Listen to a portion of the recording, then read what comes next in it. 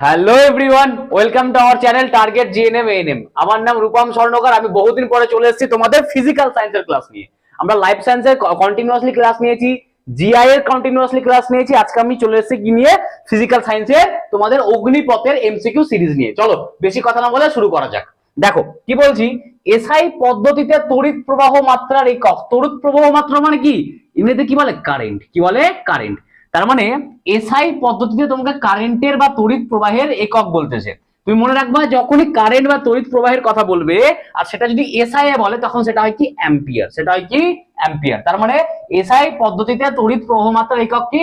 Ampere. দেখো joule হবে না, জুল কার? ওয়ার্ক মানে কার? কার্য।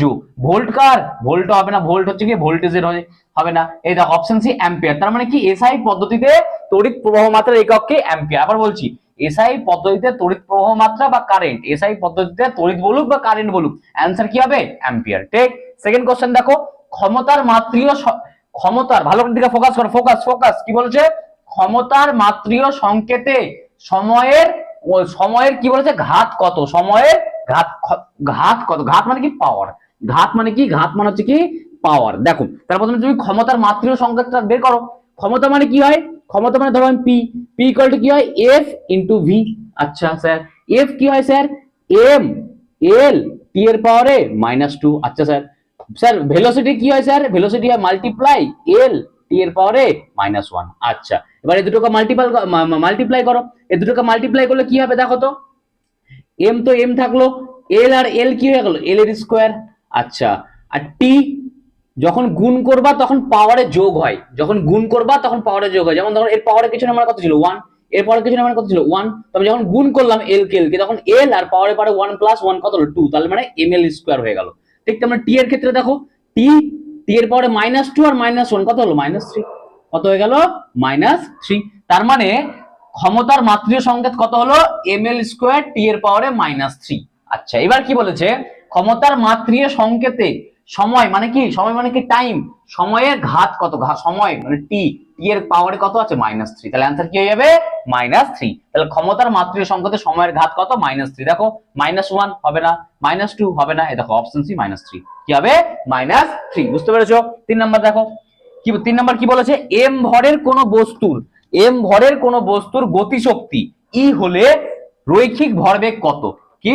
রৈখিক ভরবেগ কত? আমি এই দুটোকে রাফ করছি একটু। হ্যাঁ দেখো, এটা একটু অঙ্ক টাইপের, তো একটু রাফ করছি। তাহলে আবার রিপিট করে দিচ্ছি, যারা নাও নি স্ক্রিনশট নিয়ে নাও।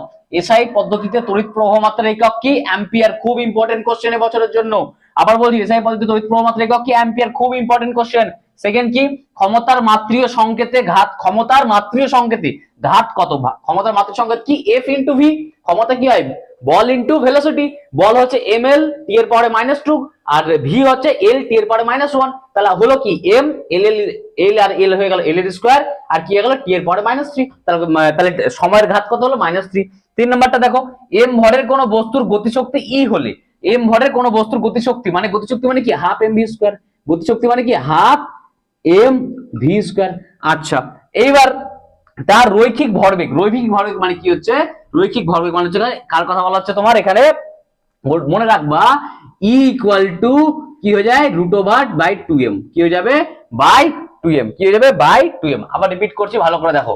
আবার রিপিট করছি, ভালো করে দেখো, ভালো করে দেখো, রিপিট করছি, ভালো করে দেখো। রিপিট। বস্তুর গতিশক্তি ই হলে, এম ভরের কোন বস্তুর গতিশক্তি ই হলে রৈখিক ভরবেগ কত? দেখো, রৈখিক ভরবেগের ফর্মুলাটা কি? রৈখিক ভরবেগ, রৈখিক ভরবেগের ফর্মুলা হচ্ছে কি? √/2 ইন্টু কাইনেটিক এনার্জি মানে গতিশক্তি ইন্টু মাস। ঠিক, এখানে √/, দাও, 2 তো 2ই থাকলো।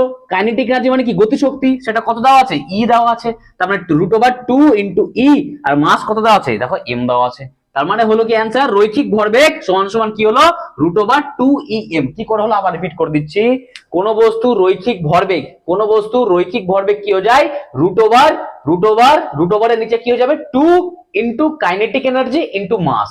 √/2 ইন্টু কাইনেটিক এনার্জি ইন্টু মাস। কাইনেটিক এনার্জিকে কি বলে? গতিশক্তি, যেটা এখানে দেওয়া আছে ই, আর মাসকে দেওয়া আছে এম। তাহলে হয়ে গেল কি? রৈখিক ভরবেগ √/2 em। ঠিক, অপশন দেখো, √/2me হয়, 2me হয় না, তাহলে এটা হবে অপশন বি। কি হবে? √/2me, √/2m for mass, E for গতিশক্তি। ঠিক, 3 নম্বরটা 4 নম্বর কোশ্চেন দেখো, দর্পণের ক্ষেত্রে, দর্পণে ভালো এদিকে এদিকে এদিকে, দর্পণের ক্ষেত্রে মুখ্য ফোকাস এবং বক্রতা ব্যাসার্ধের মধ্যে সম্পর্ক হলো। দেখো ভালো করে দেখো, আমি একটু রাফ করছি, হ্যাঁ দেখো কি বলেছে, কোন একটা দর্পণ আছে, এটা আলো থেকে কোশ্চেন, কোন একটা দর্পণ আছে যার ফোকাসকে আমি ধরলাম এফ, ফোকাসে কি ধরলাম আমি এফ, আর বক্রতা ব্যাসার্ধকে আমি কি ধরলাম আর, বক্রতা ব্যাসার্ধকে আমি কি ধরলাম আর, ঠিক। এবার দেখো ফর্মুলা কি হয় এই দুটোর মধ্যে relation, F equal to R by two হয়, কি হয় F equal to R B মানে আর বাই টু, মানে দর্পণের যেটা মুখ্য ফোকাস হয় সেটা বক্রতা ব্যাসার্ধের অর্ধেক, দর্পণের যেটা কি বললাম, দর্পণের যেটা মুখ্য ফোকাস হয় যাকে আমি এফ দিয়ে লিখছি সেটা কি হয়ে যায় বক্রতা ব্যাসার্ধ, বক্রতা ব্যাসার্ধ যাকে লেখা হয় আর দিয়ে তার হাফ, তার মানে দর্পণের ক্ষেত্রে মুখ্য ফোকাস কি হয়ে যায় ব্যাসার্ধের হাফ, তাহলে অপশন কি হবে option A, F equal to R by two. Last question, ভালো কোশ্চেন দেখো, লাস্ট কোশ্চেন কি বলেছে দেখো এদিকে দেখো কি বলেছে, এসটিপি তে 22 এসটিপি তে 44.8, মনে রাখবা এসটিপি হোক বা এনটিপি হোক এটাতে কত হয়, 1 মোল যদি থাকে তাহলে সেটা হয় কত 22.4 লিটার, এখানে কত বলেছে 44.8, তার মানে এটার 2 টাইমস 2 ইনটু 22.4 করলে সেটা কি আসছে 44.8, তার মানে এখানে 1 মোলের জন্য 22 পয়েন্ট, তার মানে 44.8 লিটার দেওয়া আছে, তাহলে সেটা মোল কত আছে 2 মোল, এটা তো ক্লিয়ার হয়ে গেল স্যার, মোল কত আছে 2 মোল, তার মানে তুমি এখানে দেখে নাও 2 মোল। আচ্ছা 2 মোলের জন্য কার গ্রাম দেওয়া আছে, যদি আমি দেখো যদি আমি নাইট্রোজেনের কথা বলি, যদি আমি নাইট্রোজেনের কথা বলি তাহলে যদি 1 মোল নাইট্রোজেনের কথা বলি তাহলে কত হবে 28, ঠিক, তাহলে 2 মোলের জন্য কত হতো 56, তার মানে কিন্তু এখানে দেওয়া আছে 64, তার মানে নাইট্রোজেনটা হবে না, ঠিক। যদি আমি NH3 কথা বলি, নাইট্রোজেন কত হয়, নাইট্রোজেন কত হয় 14, হাইড্রোজেন কত আছে 3টে, তাহলে 14 প্লাস 3 17, 14 প্লাস 3 কত হলো 17, যদি 2 মোল যেহেতু আছে তাহলে 17 ইনটু 2 কত হলো 34, কিন্তু এখানে দেওয়া আছে কত 64 গ্রাম হতে হবে, ঠিক। তাহলে এবার দেখো অপশন ডি চেক করো, অক্সিজেন, অক্সিজেন কত হয় 16, তাহলে 16 ইনটু 16 কত হলো 32, তার মানে O2, O2 এর জন্য আসছে 32 যে গ্রাম, যেটা হচ্ছে 1 মোল, ঠিক, 2 মোল আছে তার 32 ইনটু 2 করলে কত হবে 64, তার মানে অপশন কি করছে ম্যাচ করছে অপশন ডি।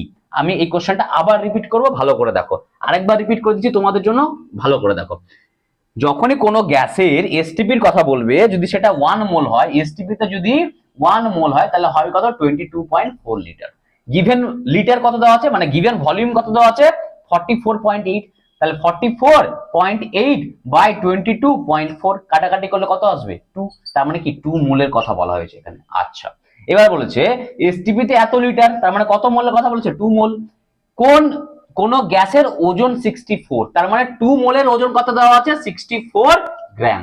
এবার তোমাকে চারটা অপশন দিয়ে চেক করো, তোমার এই যদি আমি নাইট্রোজেনকে 1 মোল নিই তাহলে হয় কত 28, নাইট্রোজেনের যদি আমি 1 মোল নিই তাহলে ওজন কত হয় 28 গ্রাম, তাহলে 2 মোল নিলে কত হবে 28 ইনটু 2 কত হবে 56 গ্রাম। আচ্ছা যদি আমি NH3 কথা বলি, NH3 কত হচ্ছে 1 মোলের জন্য যদি নিই, যদি আমি 1 মোল NH3 নিই তাহলে সেটা কত হচ্ছে 17 গ্রাম, তাহলে 2 মোল নিলে কত হবে 34 গ্রাম, ঠিক, তাহলে এটাও ম্যাচ করলো না 64 এ। আচ্ছা যদি আমি অক্সিজেন নিই তাহলে 1 মোল অক্সিজেন নিলে হচ্ছে কত 32 গ্রাম, তাহলে 2 মোল নিলে কত হবে 32 ইনটু 2 কত হবে 64 গ্রাম, দেখো ম্যাচ করে গেল, তার মানে आंसर কি হবে অক্সিজেন। এই ছিল তোমাদের আজকে 5টা ফিজিক্যাল সায়েন্সের কোশ্চেন, আশা করি তোমাদের ভালো লেগেছে লেকচারটা, ঠিক। আমি অল্প শর্ট টাইমের মধ্যে, কারণ টাইম কম আছে আমার কাছে, আমি শর্ট টাইমের মধ্যে জিনিসটা এক্সপ্লেন করার চেষ্টা করলাম যতটা আমি পারলাম। যদি তোমাদের ভিডিওটা ভালো লাগে লাইক করো, শেয়ার করো, সাবস্ক্রাইব করো, আর অবশ্যই তোমরা আমাদের টেলিগ্রাম চ্যানেলে জয়েন করো, যেটা যার লিংক ডেসক্রিপশন দেওয়া আছে, আর তোমরা চাইলে আমাদের টেলিগ্রামে গিয়ে রূপমস বায়ো ক্লাসে সার্চ করলে আমাদের চ্যানেলে ভিজিট হয়ে যাবে, আর ওখানে মক টেস্ট চলতে মক টেস্টটা জয়েন করো। আমি রিসেন্টলি আবার নেক্সট পার্টে আরো 5টা ভালো ভালো ফিজিক্যাল সায়েন্সের কোশ্চেন নিয়ে আসবো। চলো বাই, থ্যাংক ইউ।